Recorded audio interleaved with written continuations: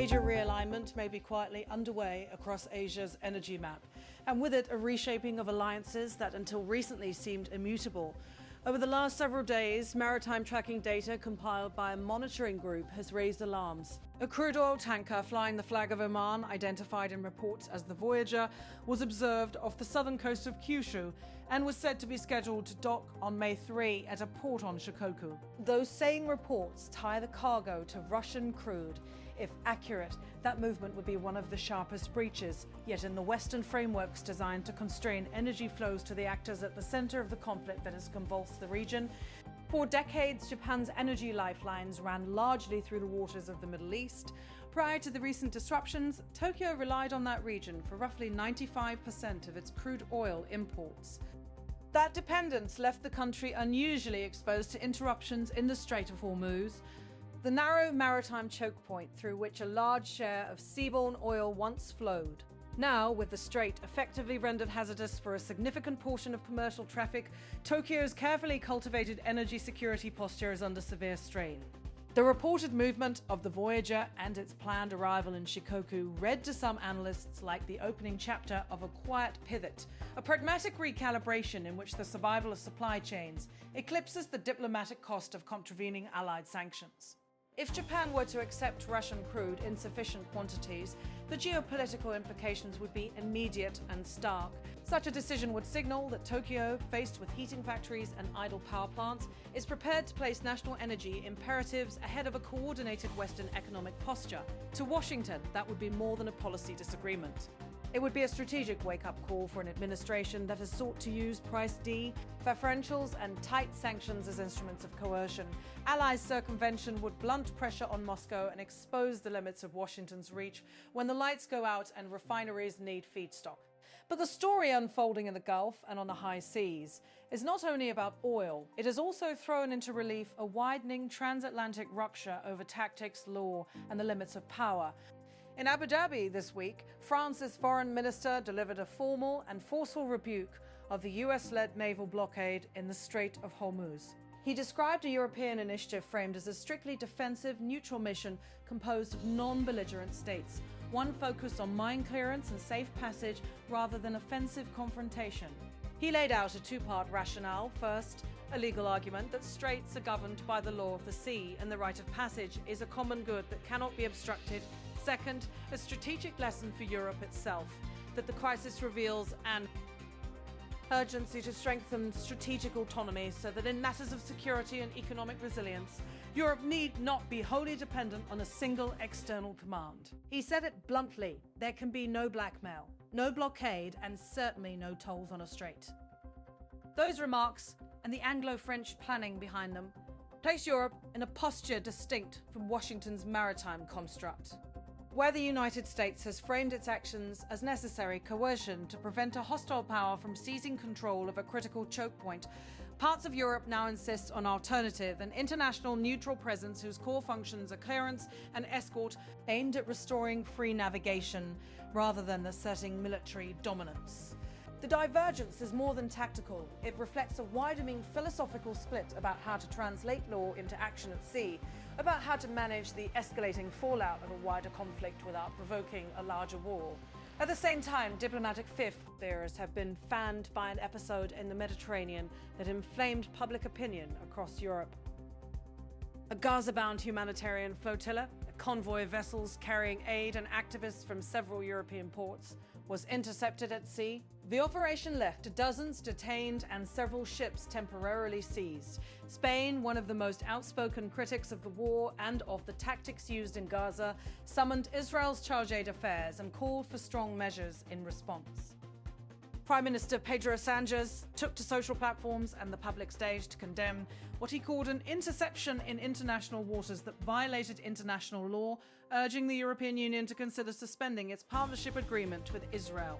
In the heat of that diplomatic crisis, he told the public, "From my point of view, this war is illegal, is a big mistake, and I hope that in the near future we can face a de-escalation and, of course, a way out thanks to diplomacy and not thanks to wars."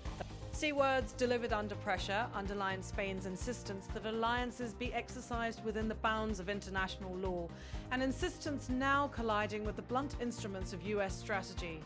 Tensions spiked further when accounts emerged of an internal Pentagon email that reportedly floated options for punishing allies deemed insufficiently supportive of US operations. One proposed measure, according to media reports, was a symbolic suspension of Spain from NATO. The very suggestion, carried in a leaked internal message, demonstrated a willingness in some quarters to weigh political costs as instruments of enforcement. Madrid, for its part, sought to steady the diplomatic waters, dismissing the leaked memo as a poor basis for policy. "We do not work on emails," the Spanish Prime Minister insisted, as he sought to preserve established channels and official positions. Across NATO, the episode provoked soul-searching. Member governments and alliance officials moved quick. Walker to remind the public that the treaty contains no mechanism for suspending a member and that the legal and political reality of expulsion is far more complicated than an internal memo might suggest. Yet the broader question remains. Can a security alliance survive deep divergences over the use of force, legal interpretation, and the distribution of risk? The strain is visible not only between Washington and Madrid, but elsewhere in Europe. London and Paris, for instance, have been deliberate in choosing a path of cautious independence. Britain's leader signalled reluctance to become entangled in a widening war theatre while permitting limited support to US operations. Italy's Prime Minister has urged unity but emphasised that the alliance must avoid splintering into unilateral initiatives. Those nuanced positions reflect a broader mood in capitals across Europe. A desire to cooperate on security while retaining an independent strategic identity. For Washington, the diplomatic cost is real and immediate. The White House has maintained that its blockade is a necessary response to legislative moves and tactics that, in American eyes, would seek control of the choke point. But the breach of solidarity, whether in the form of a single shipment arriving in Japan, a European naval concept described as neutral, or Spain's vociferous confrontations over maritime interceptions, undermines the messaging Washington has tried to hold. Allies who once hewed to a common script now publicly debate legal rationale and tactical options. The result is a coalition that looks less like a single front and more like a negotiating chamber. Beyond geopolitics, the human and economic consequences are immediate and visceral. Global fuel prices have climbed, supply chains are fraying, refineries and power plants require crude to keep factories running, hospitals supplied and homes heated. When a state's survival appears to hinge on a single lifeline, realpolitik has a habit of true Ming principle. For Japan, an island nation with limited domestic energy production, the calculus of survival is stark. Secure the fuel, whatever the diplomatic cost. That urgency will shape the decisions of public leaders pressed by factories, hospitals, and electorates.